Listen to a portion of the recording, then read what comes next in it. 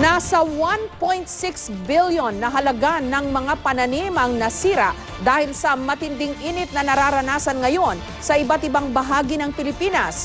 Halos umabot na sa critical level ang Angat Dam na pinagmumula ng 90% ng supply ng tubig sa Metro Manila. Live mula sa Bulacan, may report si Bam Alegre. Bam?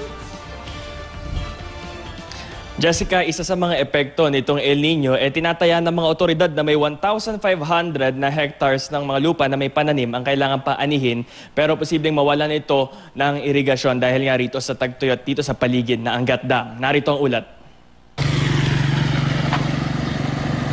Para sa mga magsasakang umaasa sa mga pananim para mabuhay, perwisyo ang tagtuyot na nararanasan ngayon sa iba't ibang bahagi ng bansa dahil sa mild El Nino. Sa Lawag, Ilocos Norte, natuyo na ang mga pananim na cauliflower dahil sa matinding init. Ayon sa mga magsasaka sa lugar, ngayon lang daw sila nakaranas ng ganitong klase ng tagtuyot. Sili naman ang tinatamaan ng matinding init sa Kamalig, Albay. Kaya kahit tirik ang araw, inaani na nila ang pananim bago pa raw ito tuluyang matuyo. Sa tala ng Department of Agriculture, umaabot na sa 1.6 billion pesos ang mga nasirang palay, mais at iba pang pananim dahil sa mild El Nino. Sa datos na nakalap ng GMA News Research, 9 na probinsya ang lubos na apektado ng El Nino. Nangangamba rin ng DA na magkaroon ng kakulangan sa supply ng pagkain. Maliban kasi sa pagkatuyo ng lupa, lumabas din sa kanilang pagsusuri na ang buong 30 milyong ektaryang sakahan ngayon sa bansa may sakit na. Ang ating lupa ay hindi na malusog. Kailangan na talaga natin itong i-repair. Kung i-rehabilitate natin, baka magiging food secure tayo. Ang mga residente nga sa Bontoc Mountain Province nagsasagawa na ng kanilang ritual na kung tawagin ay manerwap para mabiyayaan ng ulan ng kanilang bayan. Magdadalawang linggo na raw kasi mula noong huling makaranas ng ulan ang lugar. Kakibat din ng matinding init ang pagkatuyo ng mga dam na pinagkukuhanan ng tubig pang irigasyon. Ang Angat Dam sa Bulacan na pinagmumula ng 90% ng tubig sa Metro Manila malapit nang bumagsak sa critical level. 180 meters ang critical level ng dam. Pero kaninang umaga, naitala sa 180.20 meters na lang ang sukat nito. Normal naman yung pagbaba, kaya lang napakalaki yung pagbaba niya.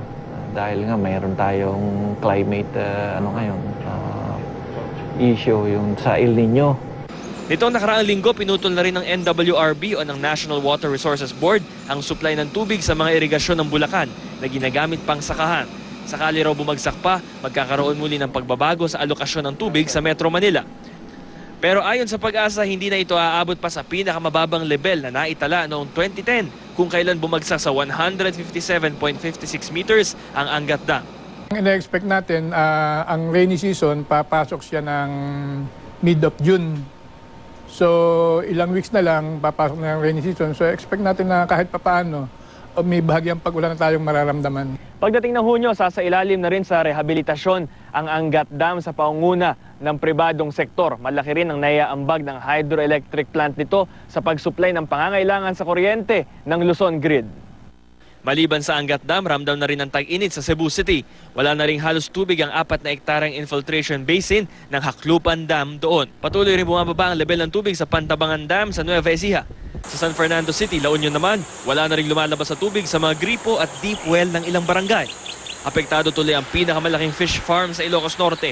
Libo-libong tilapia fingerlings na ang inilipat sa mga nursery tank para hindi mamatay sa init.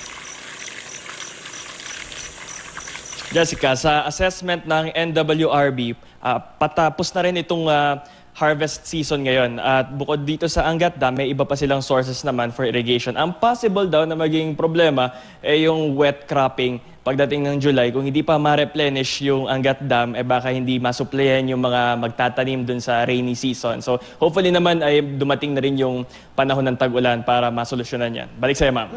Ang tanong, Bam, hindi ito ang unang nagkaroon tayo ng El Nino, hindi ito ang unang summer na nakakaranas ng drought at matinding tagtuyot ang ating mga magsasaka, pati yung mga nangangalaga ng mga fish pen. Ang tanong siguro ngayon meron bang mga proyekto o programang naka-line up para pag nagkaroon uli ng ganito next year or in the succeeding years, merong remedial measures para sa mga ganitong sitwasyon?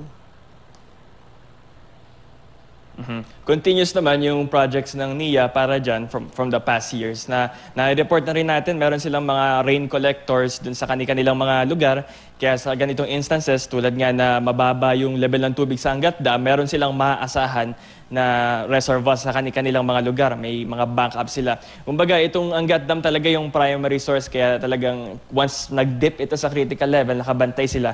Pero meron silang mga backup naman sa kanilang individual na lugar. Kasi ayan na naman, magtatag-ulan na naman, babahain na naman tayo. Nakakapanghinayang kasi yung ibinabahasa ng tubig, naiipon para sa ganitong mga panahon, nagagamit sa ganitong mga panahon. Hindi yung parang biktima na lang lagi tayo sa panahon, no? Kung tagtuyot, matinding tagtuyot, wala tayong magawa. Pag umuulan naman at bumabaha, natatapon lang yung tubig. At nabanggit din sa atin ng mga otoridad, at this point, yung cloud seeding, hindi pa ito iniisip dito, at least dito sa Angat Dam. And yung nababanggit naman na yung sayang yung tubig ulan kapag panahon ng malalakas yung mga bagyo, July, August. Yun nga, may technology available dyan, yung mga rainwater harvester, mga rainwater collector sa mga iba't ibang.